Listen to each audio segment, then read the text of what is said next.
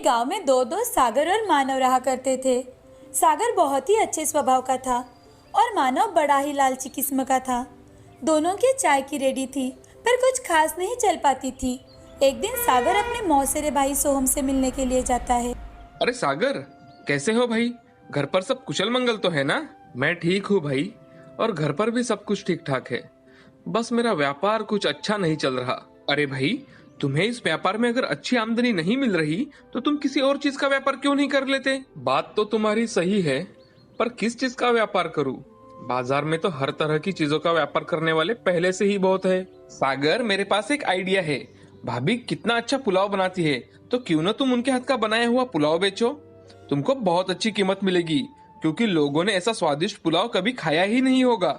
अरे हाँ सोहम, ये तो बहुत ही अच्छा आइडिया है। ये मैंने पहले क्यों नहीं सोचा?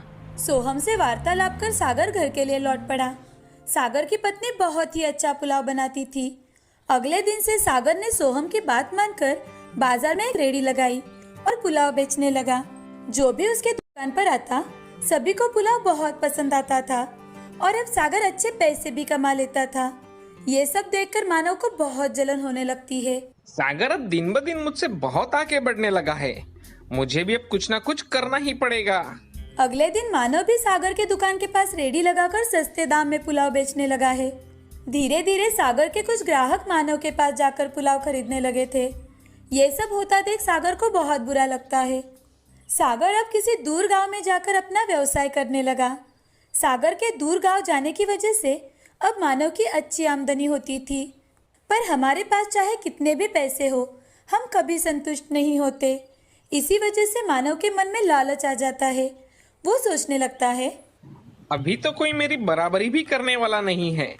अगर मैं पुलाव की थोड़ी मात्रा कम भी कर लूं, तो भी किसी को कोई फर्क नहीं पड़ेगा और मुझे ज्यादा फायदा भी होगा। आखिर किसी के साथ तुलना करने के लिए यहाँ कोई है भी तो नहीं। अगले दिन से मानव ने पुलाव की मात्रा कम कर दी और लोगों को पुलाव कम देने लगा। लेकिन लोगों को तुरंत समझ में आने लगा था कि मानव ने अब पुलाव की मात्रा कम कर दी है। इसी वजह से लोगों ने अब मानव की रेडी पर आना बंद कर दिया। कुछ ही दिनों के बाद सागर को यह खबर मिली कि कोई अब मानव से पुलाव नहीं खरीदता। इसीलिए अब सागर अपनी पहली वाली जगह पर आकर पहले जैसा पुलाव बेचने लगा। मानव के ठेले पर कोई ग्राहक ना आने के कारण अब उसका ठेला बंद हो जाता है। सागर मानव के पास जाकर मानव से कहता है, मानव, तुम्हें इतना लालची नहीं होना चाहिए। देखो, तुम्हारा लालच ही तुम्हें कहाँ लेकर आया है। मुझसे गलती हो गई सागर, मैंने तुम्हारे साथ अच्छा नहीं किया। हो सके तो मुझे माफ कर देना दोस्त। अरे कोई बात नहीं, हम तो दोस्त हैं और दोस्ती में माफी नहीं मांगी जाती। चलो, तुम्हें अपनी गलती समझ आ गई, ये बहुत अच्छी बात है। मैंने तुम्हें कब का माफ कर दिया है।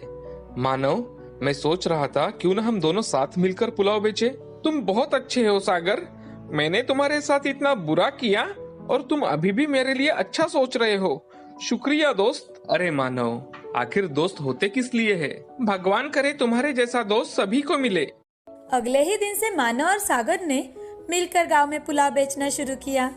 दोनों को एक साथ काम करता देख उस गांव के लोग अब उनके ठेले पर आने लगे।